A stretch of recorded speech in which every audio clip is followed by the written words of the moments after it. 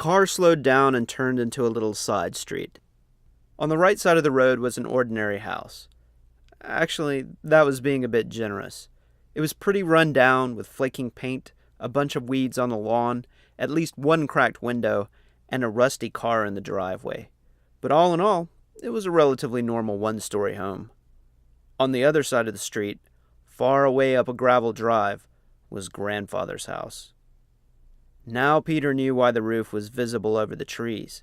The house was 5 stories tall, if you counted the attic. There were dozens of windows, most of them mismatched in size, and none of them lined up straight with one another.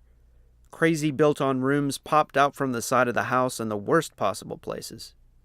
It was like some giant monster had a baby, and the monster kid just stacked his giant toy blocks at random to build what was supposed to be a house, because no sane human would have ever built it.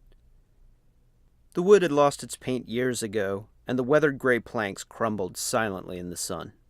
The shutters were black and peeling.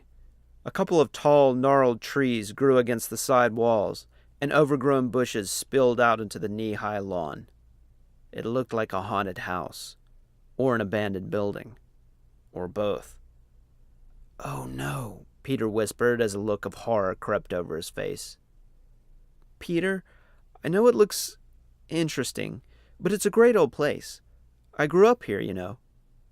"You made me leave Carlos and Steven and Ben for this? I left my friends so he could live here?" "Peter, don't do this. Not now. Not in front of Grandfather. Smile, okay? We'll talk about it later." Peter looked out the windshield up ahead of the car. There, standing in the overgrown grass by the front steps, was a crazy old man to go with a crazy old house. He was tall and gangly like a scarecrow, though a well-dressed one. Black pants, white long-sleeve shirt, gray patterned vest, a tie knotted under his collar. He looked like he was going to church. But if his clothes looked dressy, his face just looked scary. Wild, piercing eyes blazed from beneath bushy brows. A scraggly white beard sprouted from his cheeks and jaw. He was bald on the front and top, but thin wisps of hair clung to the sides of his head. Grandfather Flanagan. Peter had never met him. Grandma Flanagan had flown out to California a couple of times, but she had died when Peter was 4.